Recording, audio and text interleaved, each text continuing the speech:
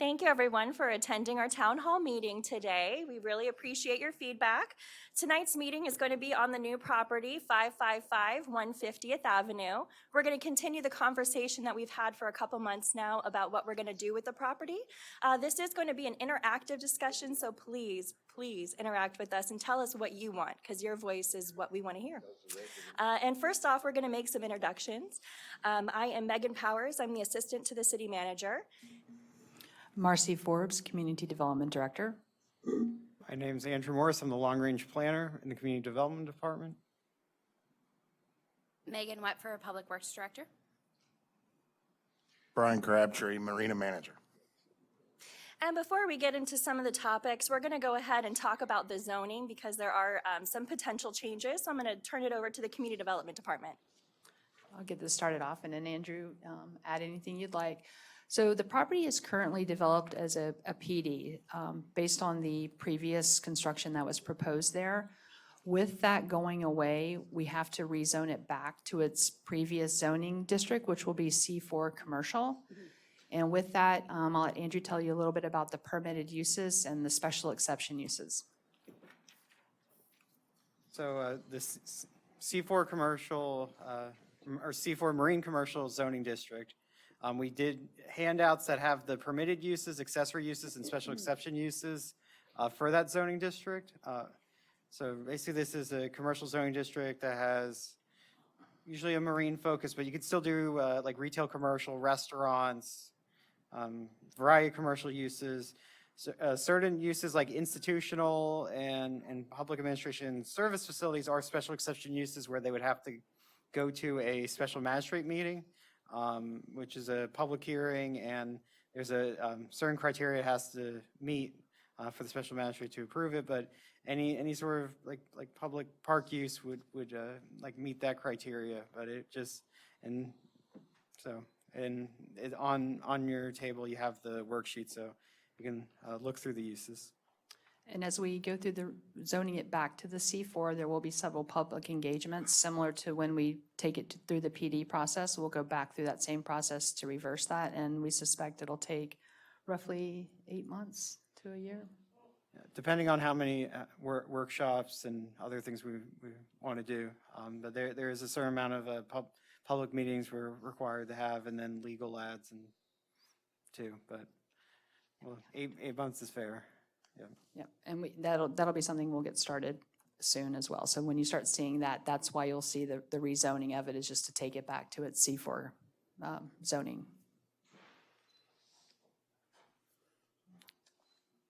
Thank you.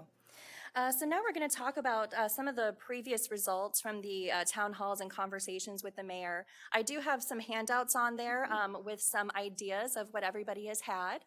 And we do have a couple questions to think about what we can fit in that space and how it can be the best for our community. Do you want to start with the first one? I would just do it. So as you see in front of you, you all have a board, and on that board there are 4 different areas. There's parks and open space, mobility, public use, and resiliency and environment. So we're going to start with the first topic, and that is parks and open space. And as Megan already mentioned, up on the board you kind of have majority of the ideas that have already been brought before us at all the town halls. I believe there's also handouts on your tables as well. So with parks and open space, the question that we have is what kind of place is this day to day? So what do you envision seeing on this property day to day?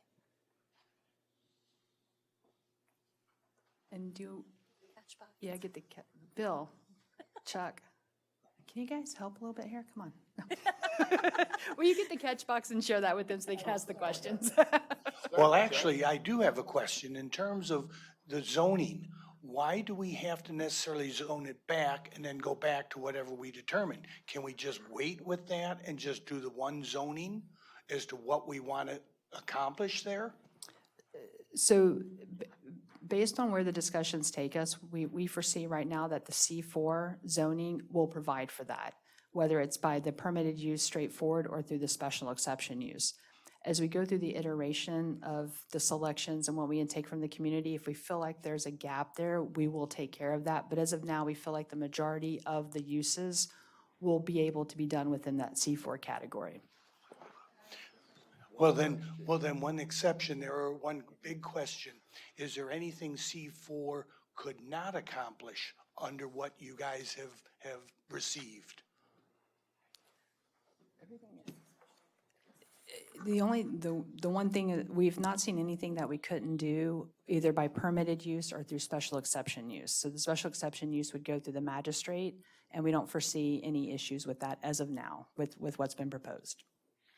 And examples of some of the criteria, so it's make sure it's like a compatible use with the surrounding properties, there's like enough parking and adequate landscaping and screening, and so I mean, I think after looking through these uses that it would, when the special magistrate, they'll look through this criteria, and if, when we do the staff presentation, we'll go through it and we list how, whatever use meets it. So I think all the ones at least listed on categories from the previous meetings look like they'd meet it.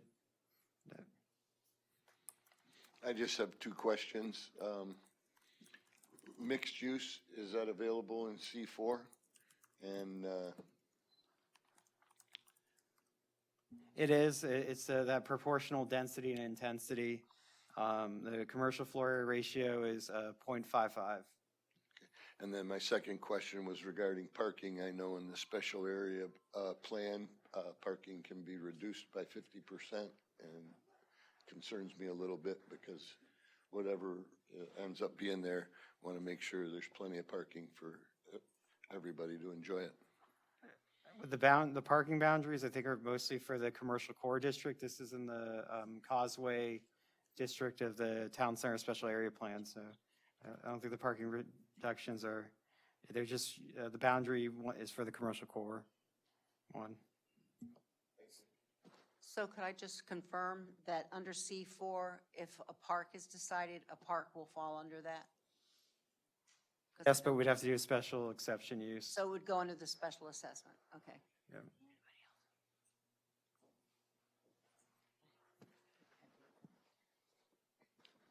Yes, I guess this question would be for the long-range planner. You mentioned early on in the meeting that there were some provisions for marine use. Do we know any details at all from SwiftMud and what they would allow or wouldn't allow in terms of footage going out or any restrictions? Do we have any guidelines at all before you make any plans for, obviously, hopefully there's going to be a boardwalk and a lot of dockage for public use to access that property, but I know it's a long-winded question, but what do we know, for example, from SwiftMud or other agencies in the county of what we can and what can't do there? So I'm gonna have Megan from Public Works answer that. I think she'd be more equipped to answer that. So within that area, we have submerged land. And within that submerged land, we have the ability to stay within that footprint. If we go outside of that footprint, anything that we do is going to have to be permitted. But if we go outside that footprint is where it's going to get a little bit trickier Now, with how far out permitting. is that footprint, though? I'm trying to pull out the plans right now. I don't know. From looking at it, if you can visualize it where it's at right now, and you see where those pilings are, that is at the edge of their submerged land. Some people may have seen plans that from way back, from when the development was going in, they were planning 100 slip marina, things like that, but that was extending their submerged land. So they would still have to go through the state and everything else and all the channels, benthic surveys, things like that to extend that submerged land to be used larger. Okay. Yeah, makes sense, okay. Hi, my name is Steve Gerlach, and we had looked at this many years ago when Jim Holton had owned it, and we had proposed a rather large in-water marina. And I know that Brian and I have talked a lot about high and dry, and then I think at one point we had, it was zoned for a 175-room hotel, and then I think restaurants, and just really utilize this property for what it should be, and that is for the public. And we've always talked about a high and dry going in over there at with the city property, but now you have the land. And I think that would be of great use.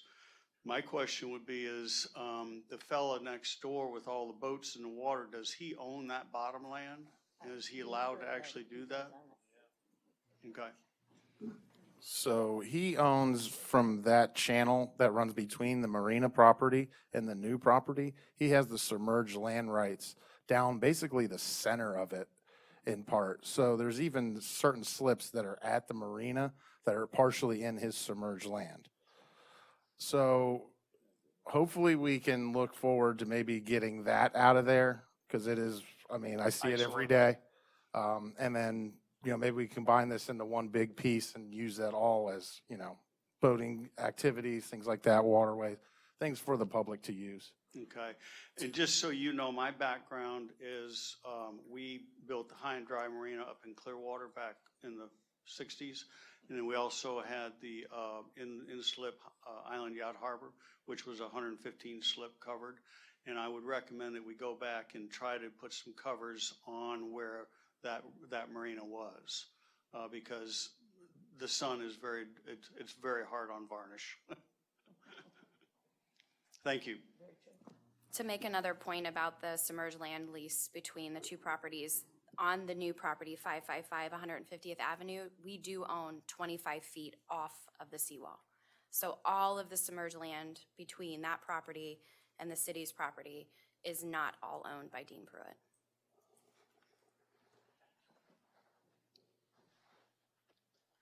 You're correct. I ran Holton's Marina for 8 years, okay? And it was at one point commercial and kind of on the other side. But the one thing that I know about it, because I tried to help him sell it, is that submerged land all around there is the DEP let our city own it. So you can pretty much do what you want in there. And you know what that means. Secondly, okay, in my opinion, you should make it have, it's the only place around here that you can still build an undercover dock. The one that's down there, right when you pull into the Bryant's Marina there, is, I know for a fact, is in the DEP. You can rebuild it and put, if you tear the pilings down, you can't. So, in my opinion, this place, okay, is going to be unique for having like a small little restaurant area, kind of like Lever Rocks used to be, and has a dock that people can pull in, and then has some overnighters, and they make a ton of revenue on overnight. Since I've ran marinas now for like 30 years almost, 30-something years. And I do not want to see a parking garage in there. I don't think that's going to be revenue deal. I think it will make our town even more exciting when you cross across that bridge and you go, wow, look, there's all these really neat places to go. It's the first thing. And boaters in the state of Florida, the boating industry, I'm a yacht broker, blah, blah, blah, makes more revenue than anything else. Did you know that? Go look it up if you don't believe me. So, aside from that, I just want to know that I don't really think a parking garage is ideal. You have to walk a long ways. But please make that a marina. Thank you. Just to clarify something a little bit, is that where the covered dock was, Milton knocked all that down. I know, but it doesn't matter because you left the pilings there. The pilings are gone. No, there's still some stuck in there. And the DEP, go check them out. And if you need help, I know them. And I will help you do that. That is major revenue for our city. And not only that, but it's just awesome. Okay? So Thank you. do not tear that down. They're still sticking up, aren't they, Brian? You look out there every day. Most of them are there. I mean, They're gone, Shirley. They did tear them down? It's the other docks that you see the pilings sticking out of. That one, those are all I'm gone. talking about right The behind. covered dock. Yeah, the it's all covered gone. dock's all gone. I know the covered dock's gone. No, the pilings, everything. When it went down, the state of Florida came in and removed that for the property bet they owner did. Well, you might. during wanna the cleanup. You might want to check that out with the DEP, because I do know for a fact that when I was running that we had that, and it's grandfathered in. Okay. So you might want to check it out. It's worth looking into, Okay. absolutely. So moving back to the question, what kind of place, day to day, would you like to see this property be? Who do you see, like you mentioned boaters coming in here, who would you see coming in during the day? Who would you see coming in during the night to kind of help us with this list, figure out what we would like to put on that property?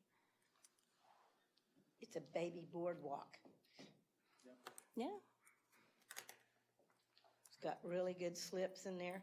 They have you have more slips than you can believe. And you own that land. The Department of DEP doesn't. You own it.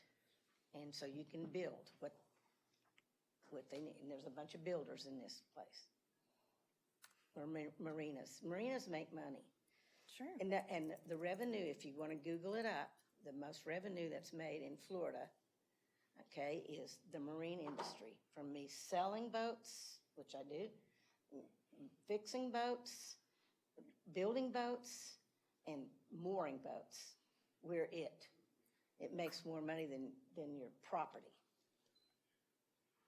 Yeah, I think whatever we do, it's definitely going to have some boater relation there. That's Okay. just our bread and butter here, so how could we not, right? Do that, please. Anyone else? Yeah, if you all don't mind sharing with us all out here in your private conversations, how have you talked about a percentage of use, revenue, and that this young lady here is talking about revenue, which is great. I mean, we have to have that, but have you talked about percentages and what different viable avenues that you've discussed for revenue, and what percentage of the property would you, because obviously, to me, I'm a boater, and I want to see everything that this young lady's discussed, but I also, there needs to be entertainment, there needs to be youth involved, and everybody isn't a boater. Now, that whole seawall, I mean, that we're talking about probably the most prime piece of dirt in Pinellas County. I know this county, been a realtor here 47 years. I've done 6 developments over here in Seminole, so I've presented projects of the county and everything else. And hopefully you all have discussed, and you've got some financial gurus at your beck and call, is to say, hey, what do we need to do here? What do we need to create for revenue versus helping the general public at large have a great place to come to enjoy a concert or Sure. to have a kingfish tournament, people pile in and weigh their kingfish here. I mean, when I think about this property, I've been here since '68. I mean, it just drives me crazy because I know my mind goes crazy about what could be done there. So hopefully you all will consider everybody, not just the boater. And I'm biased, I'll be the first to admit, but we need to have other uses for entertainment, different things like that. But have you discussed revenue and what things that you'd like to see specifically generate revenue? To be honest, no, we haven't, because we want to hear what you guys want first, and then we can kind of figure out what we're going to do the revenue-wise. These town halls are to have your voice. This is not our property, it's your property. So we want to know what you want for the community. So the short answer is no, but we're going to get there. Yeah, well, that's a great approach. Thanks. And he mentioned that,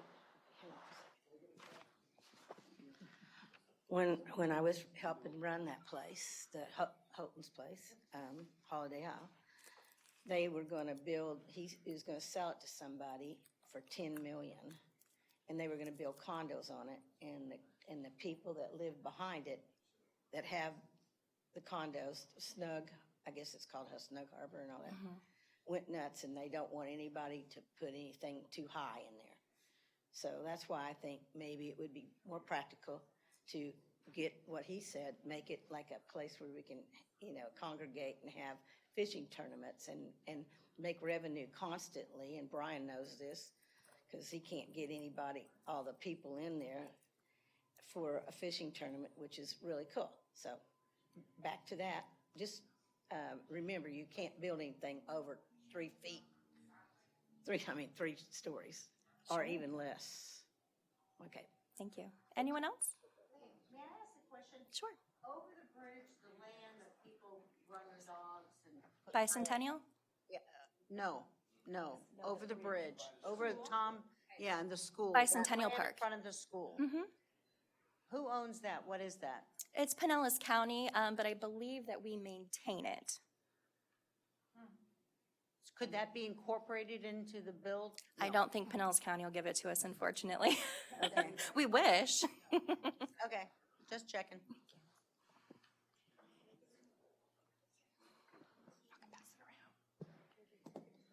Hello. All right, Trevor Robinson, everybody. I live over here behind Daiquiri Shack, Blind Pass Avenue, down at Johns Pass Avenue, actually. Some of the most interesting places I've seen when I go around the country in the use of space where there's no space. Some of the places I've seen in New York City, some of the places I've seen in San Francisco. They have actually, instead of thinking about the green space or the park space actually being on the ground level, they've actually raised it into the air, elevated it. So when you're talking about boat slips or covered boat slips, you could still have covered boat slips when you basically have the ground level and then you're building a new level on top. That's sort of your park level. That's your, retail space. That's your restaurant space. That's your, everything else space. Down below, yeah, you can have parking. You can have covered boat parking. With the amount of land that you're talking about as it extends out to these pylons out here, there is so much area. Granted, I don't have the numbers behind this. There's probably a lot of money here, but again, we're still looking at a lot of money that we would bring in from the number of boat slips that would be underneath, covered. But on top of that, you still have area to have a green space, to have trees, to have an area where people can go, can congregate, a park. When you're coming over the bridge, you're not having to come all the way over the bridge to see that area. You're coming up right on top of the bridge and you see this elevated park area, which is absolutely beautiful with the Gulf behind it. But thinking about the space and not necessarily on its current plane, but maybe elevating the plane to a next level where it allows for the parking to happen underneath, because we need parking, we really do. Not only from an automobile perspective, not only from an electric bike perspective, but from a boat perspective. And the more that we build a boardwalk on top of that, the more that we offer that coverage, the more that we offer that, down below parking area, but we elevate that, we still have that whole area up top, to take advantage of. Again, I don't have the numbers behind it. It's probably very expensive, but it could be such an extraordinary area, not only for the locals, where you asked, what are you going to do day to day? I plan on riding my mini bike up there or riding in Curtis's boat, so we don't have to go to the Elks all the time. We can go up to, something else. But going there, during the day, having a place that locals can go to, a place that can attract people when they come over the bridge. I think that thinking of it in multiple dimensions might actually help us achieve a lot of what everybody's trying to get after, in terms of getting after the parking and, not necessarily high and dry, but, where you have parking available to mariners, to automobilers, to bikers, that sort of thing. Just wanted to throw that out there as thinking about it in a different dimensional plane, if you will. That actually segues into my next question, so thank you very much. You're welcome. That's why I'm here. Right. So our next question is going to be mobility. How do people get here and move through the area? So how do you get to the property, and how do we want people to come from the property and visit other places in Madeira Beach and vice versa? How do we see that? That's fine. Yeah. Do I do anything? Go.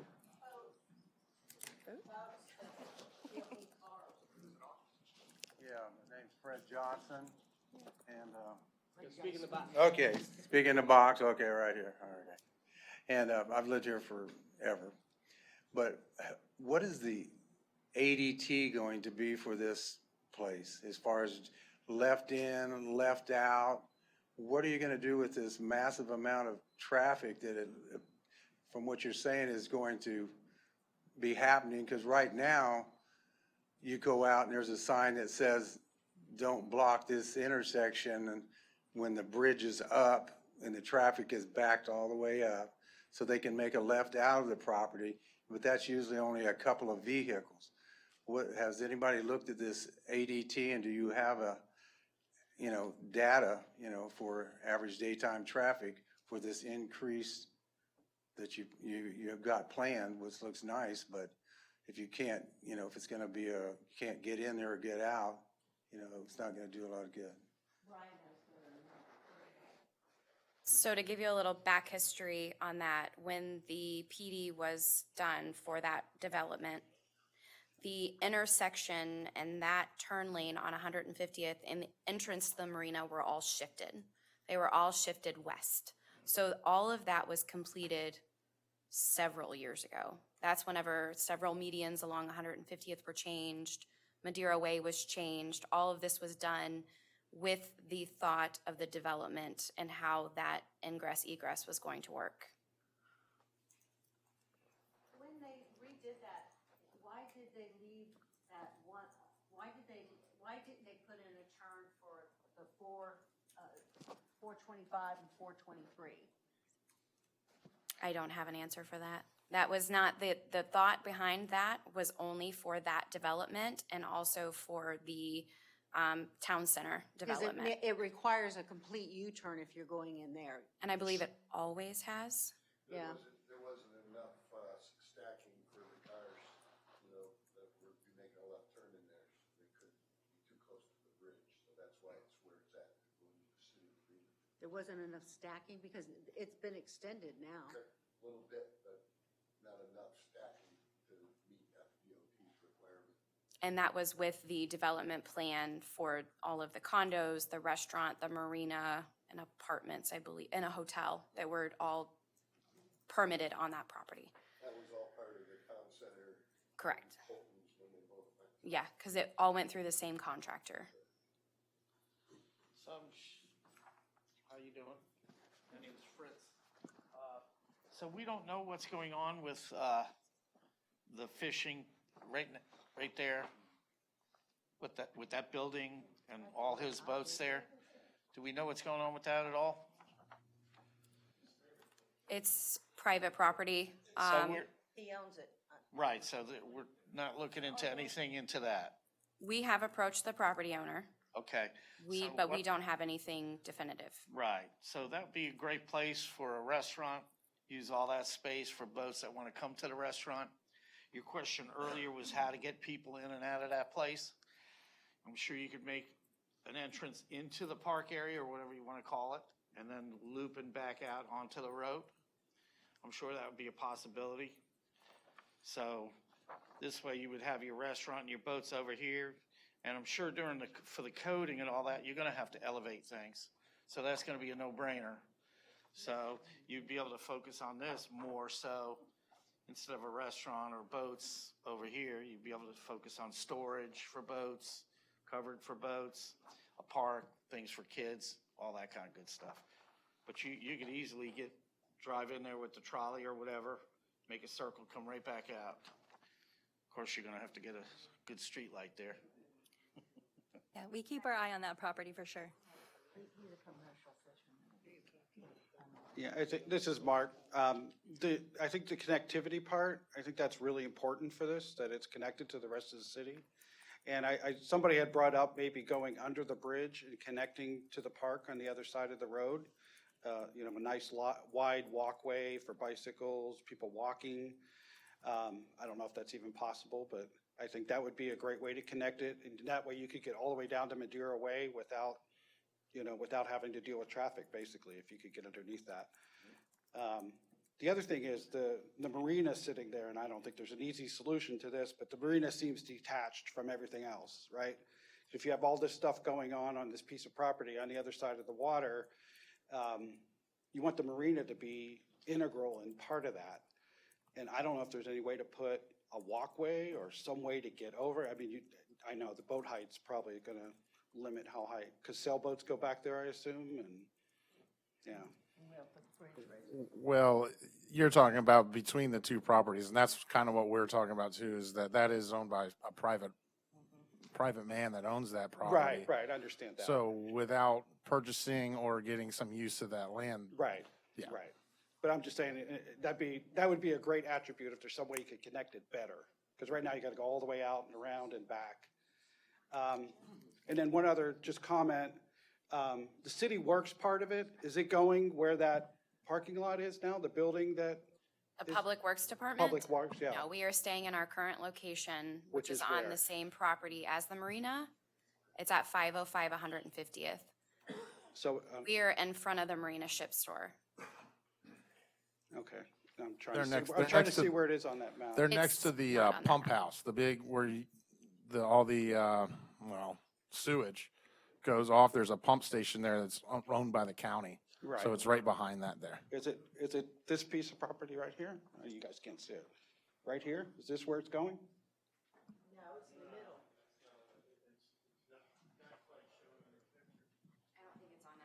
It's not on. So it'd be right in this area. It's gone right See, there. this is the pump. Right. That's the pump station. This is the Pruitt property. This is our new property. This is the Marina property. This is all contained Public Works, and we borrow trailer parking in there. Okay. We charge for it. Yeah, good idea, but Dean's not gonna do it. As I'm hearing all of this, what about if we do a sister to the Johns Pass?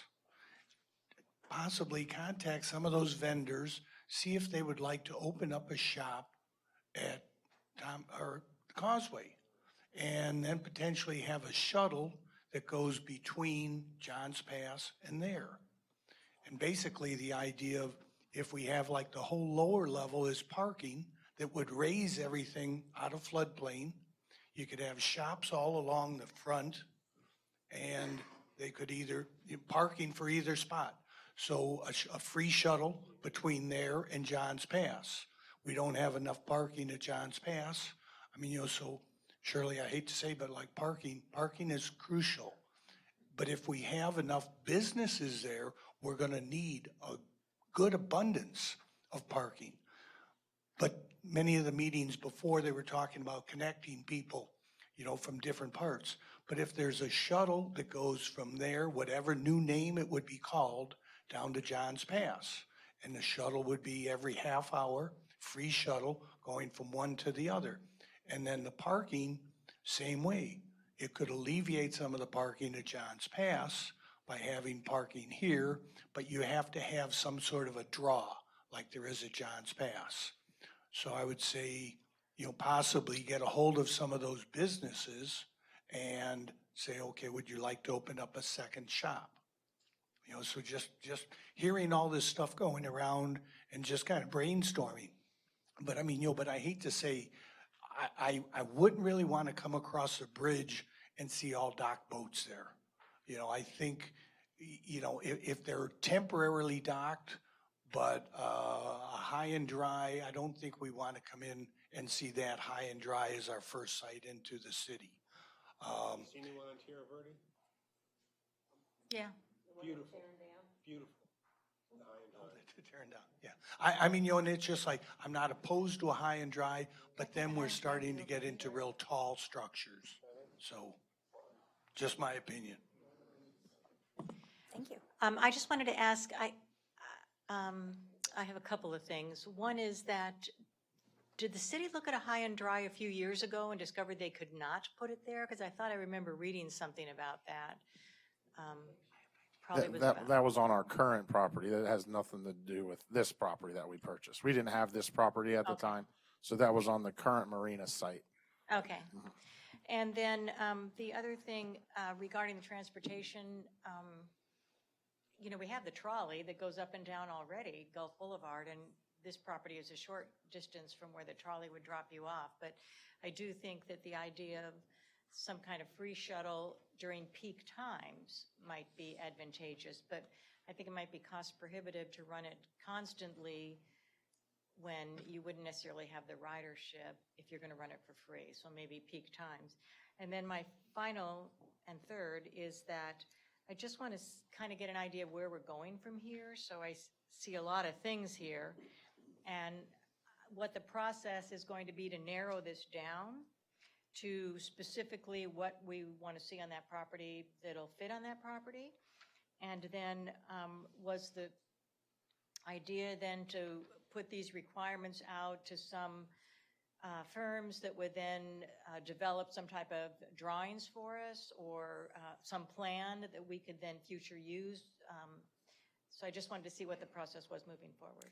So yes, but we are going to go through the questions, and then we do have kind of a timeline of what we're going to do next with the property. So we're going to get to that.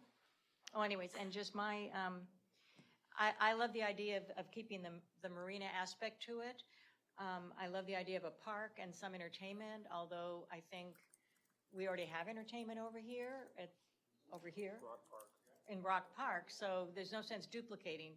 And I mean, no sense duplicating shops, because you already have John's Pass. No sense duplicating entertainment, because you already have that. So what don't we have? Well, we could always use more park space. We could always use more, we could certainly use the marina. So I think we should focus on what we don't have, and not necessarily taking what we have from someplace else and adding it to this, which is be competitive for those people. Oh, and my name is Jody Lawton, and I live over on Harbor Drive. Thank you.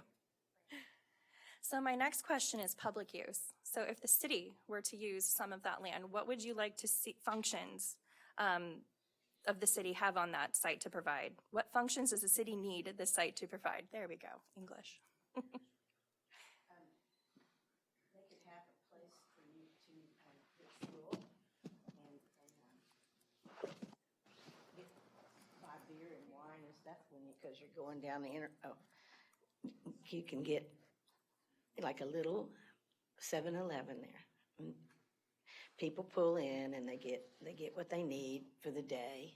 So we're talking more about public facilities, kind of like a city hall or a senior center, some like recreation stuff that people can go to. No, I'm still talking about people on boats and stuff like that, or people that are going to go get on a boat.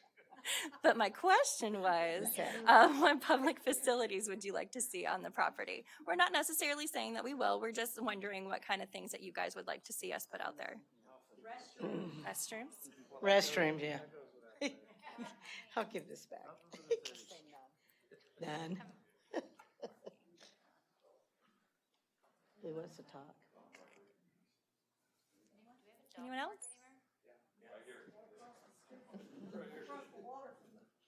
Anyone on this side that we haven't heard from? Any public facility use? I got a mic over here. Anybody? So it's a terrible dog park. Yes. Okay. A dog park. A dog park, Covered. okay. So our dogs actually have a place to run around and meet people. Sure. Perfect. Parking. Parking, all right. How about a Ferris wheel? Run by the city? It could be. That is a great idea. That'd be fun. People come from all over to ride that. I think so too. All right, so now our favorite question, because, we had 2 hurricanes. How does the site perform over time, especially in a coastal community? How can we make the site resilient for our future and keep what we want on there? When you say resilient, are you saying resilient as in ability to impact storm damage, or are you saying resilient as it can maintain itself financially? All of it.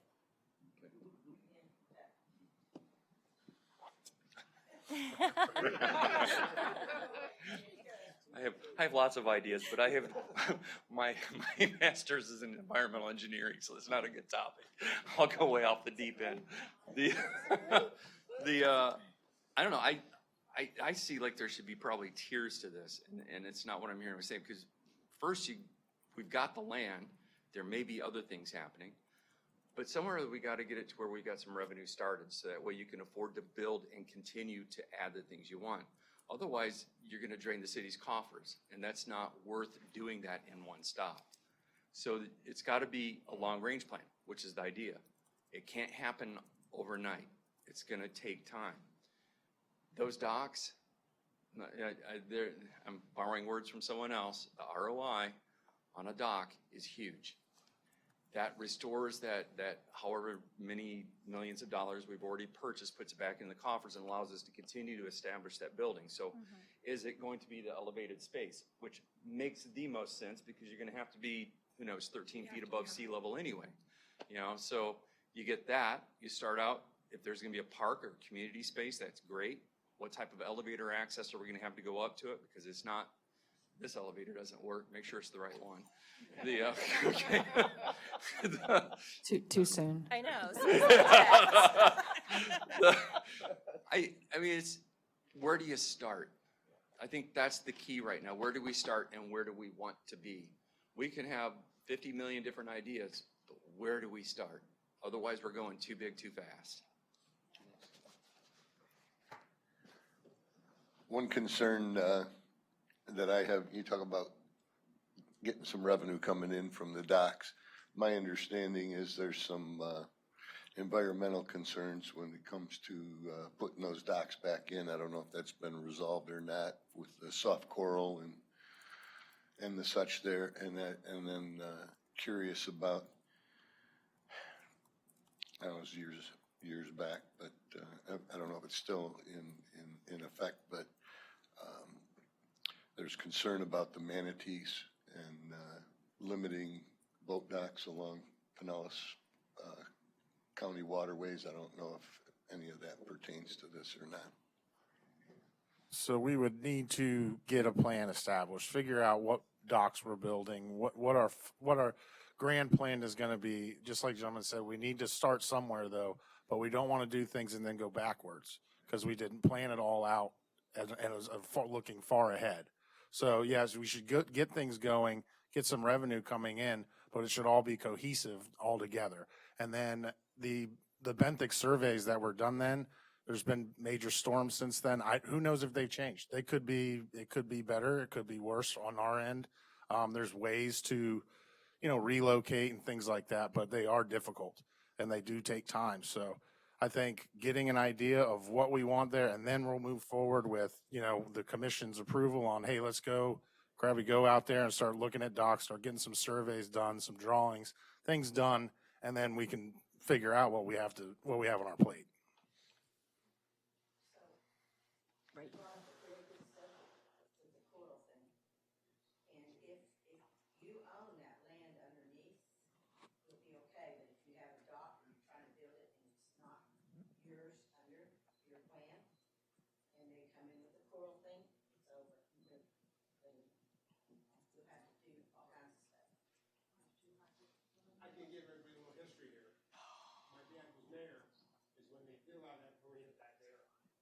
And he had, the city had an absolute fight for the oysters. It took years and years to get the oysters approved and they could build that docks in there because of the oysters. So a little history lesson. I'm good. We had a comment on this side. Yes. If you guys use the microphone, it helps us with the recording. So when we go back and listen to it, we'll be able to hear everybody. So that's why it's important if we can it'll be helpful when we go back to document. I'll bring it to you. Thank you, guys. Yeah, just a quick question on the business plan that we sort of, I'm sure we have some kind of soft business plan about repayment of the note and the bonds or however it's structured. But if it's, let's say 70-30 land use on revenue versus non-revenue, like a park, a dog park versus shops and docks, do we have that in writing or something that we can start to follow that plan instead of just starting and coming up with different ideas that don't meet the repayment of these notes? The easy answer to your question is no, we do not have that. We've been directed to host these town hall meetings to hear from the residents on what you all want to see there. And from there, we will dwindle it down, bring it before the commission, and get direction on how we proceed. So we have a open template, and that's what we've been given direction to do. So that's why these town halls are so important, to find out from you all what you want to see there so that we can dwindle down this list and then take it back before the commission to then get that idea and then go from there. And then what? Say we figure out 4 good things we want there, right? We want a restaurant. We want like maybe 2 layers of parking and then a nice restaurant and a nice bar on the top, right? And we want as many boat ramps or boat slips as we can for the money, right? And maybe a walkway or boardwalk around the outside and landscaping and things like that. Then what do? We go to a, like, similar to what they're trying to do at Tropicana Field, and we say, hey, give me your proposals, all you developers out there, because we're not gonna build this stuff, I hope, right? Absolutely not. Other We people are not in gonna that- build it. We are not in and that we're gonna business. lease to that fancy seafood restaurant, whatever we could get out of them. Correct. Okay, just Yes. making sure. Yes, so the commission will choose how they want us to proceed, but I foresee multiple different renderings with the ideas that the public comes up with. And then from there, I'm sure more town hall meetings will occur to make the final decision on how we proceed. But that is just my thoughts. Nothing has been put out on that. Well, very exciting. It is.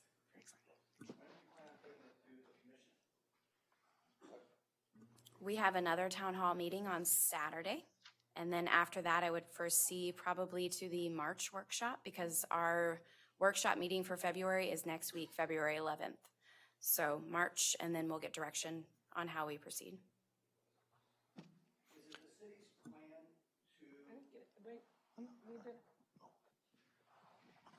Is it the city's plan to maintain and develop the property, or are they looking to ground lease it to different parcels? Or how do they plan on developing it? Are they going to self-own it and self-develop it? I think that's still up in the air, if I'm going to be honest. I think it just depends on the usage of the property, but it could be all of us. It could be a private partnership. There's a lot of possibilities. Thank you.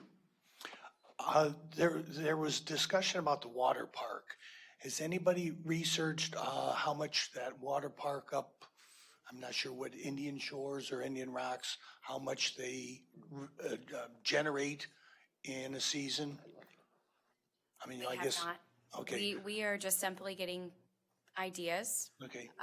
Not doing any type of feasibility research until we are directed to do so. Okay.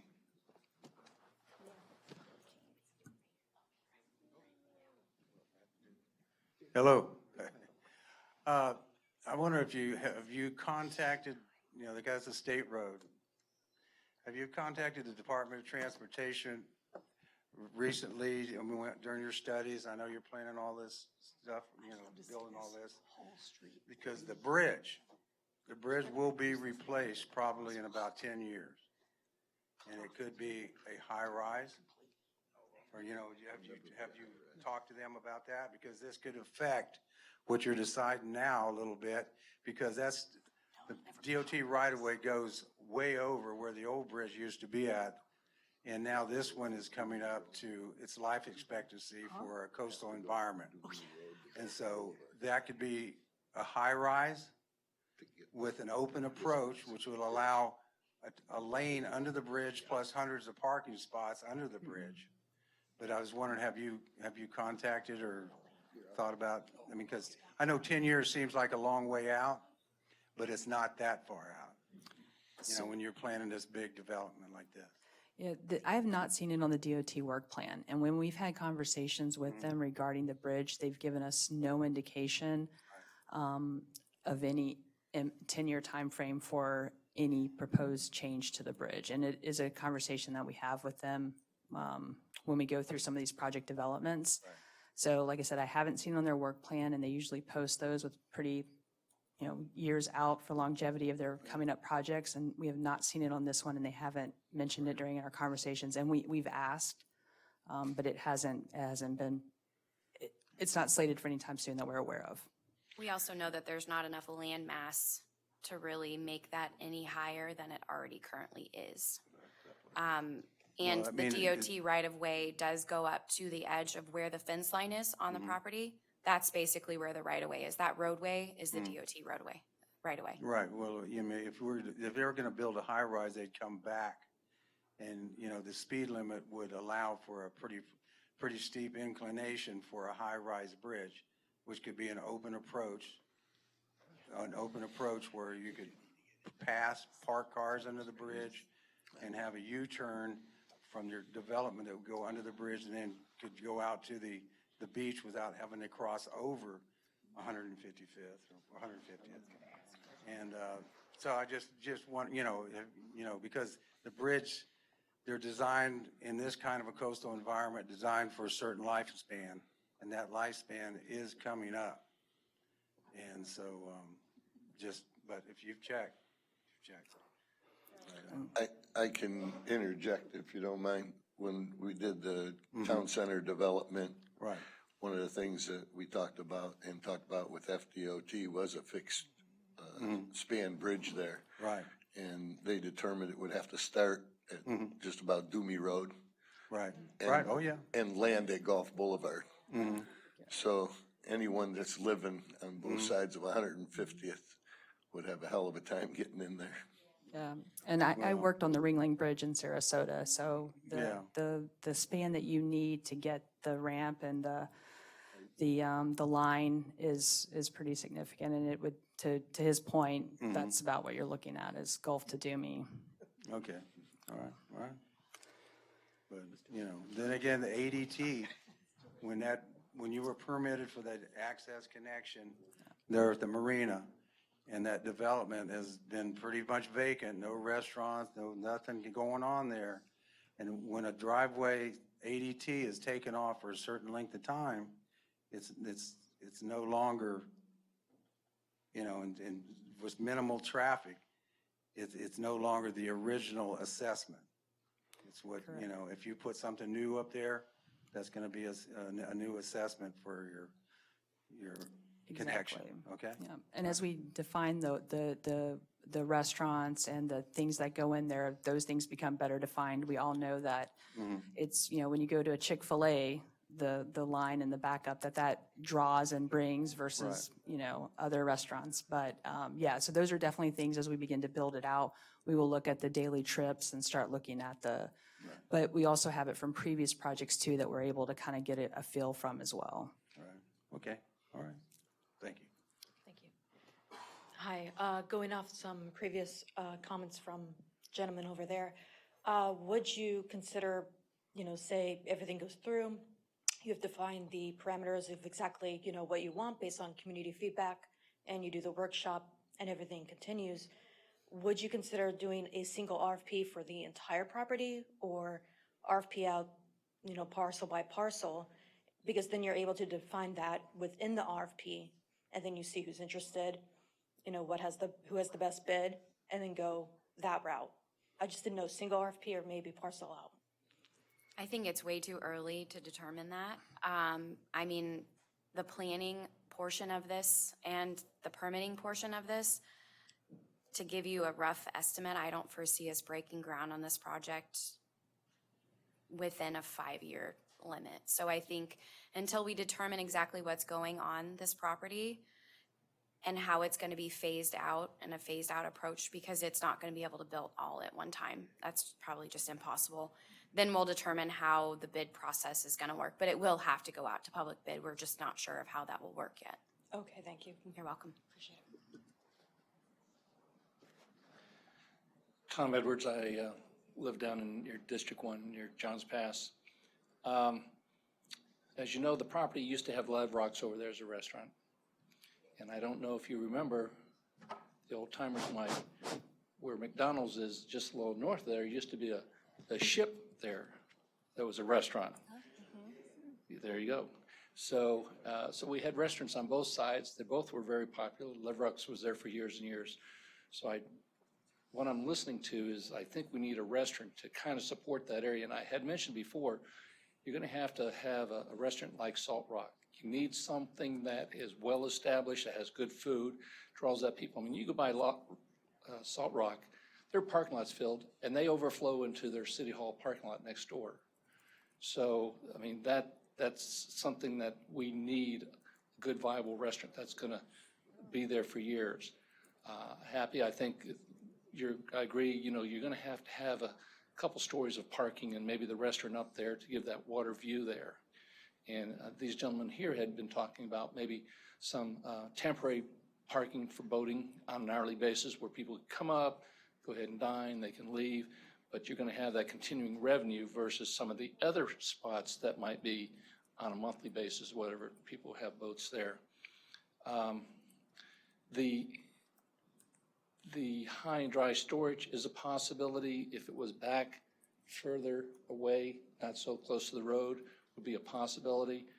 But you don't want it to look like that. The same with the parking garage. I mean, there's ways of building parking garages so they don't look like a parking garage and you have nice artwork on the side of it and that type of thing. And that way it'll leave more open green space.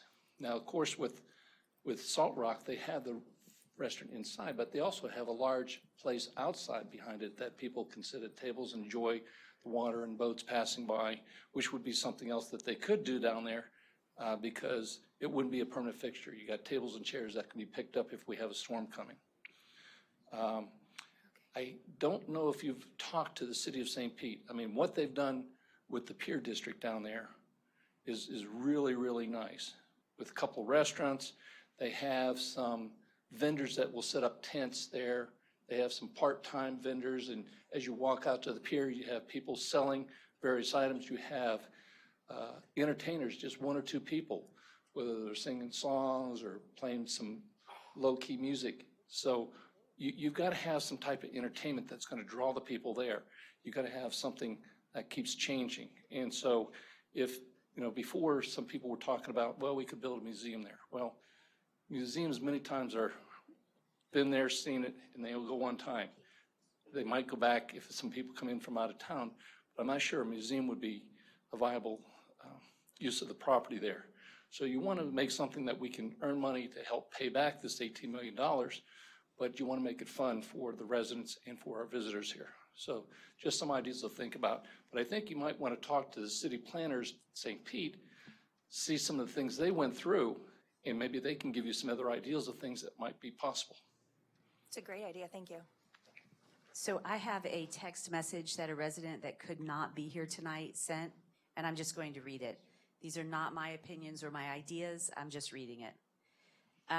Possibly building a new library, using the old one for public works, maybe also include a restaurant, small shops, entertainment space, rental space for bridal and baby showers, etc., along with some boat slips and maybe a water taxi to Johns Pass. Would love a small entertainment venue for dinner theater, tribute bands, kids' puppet shows. I don't know where the last one came from, but I'm just That's all we reading what heard was someone kids' said, puppet so. shows. My kids like puppet shows. Anyone else?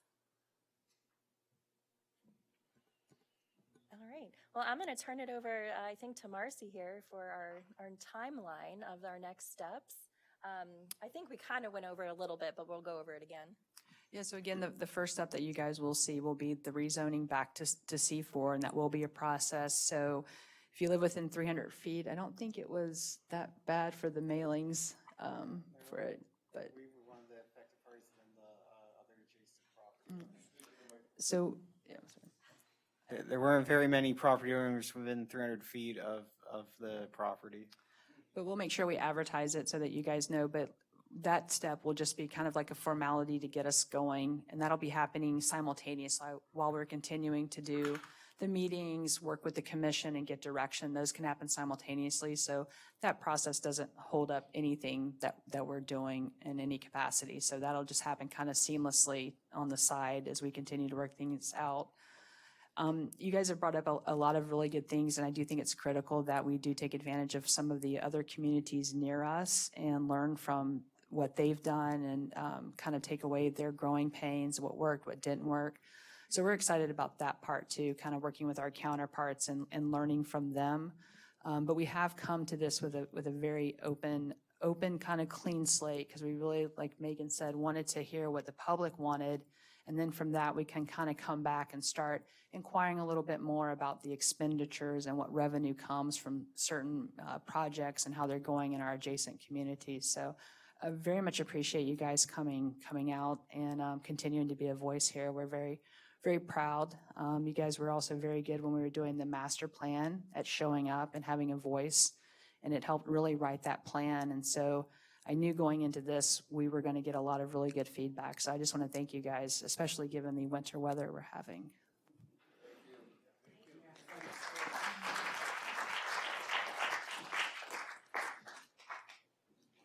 Thank you guys for coming. We'll stick around for a little bit if anyone has any questions. Thank you.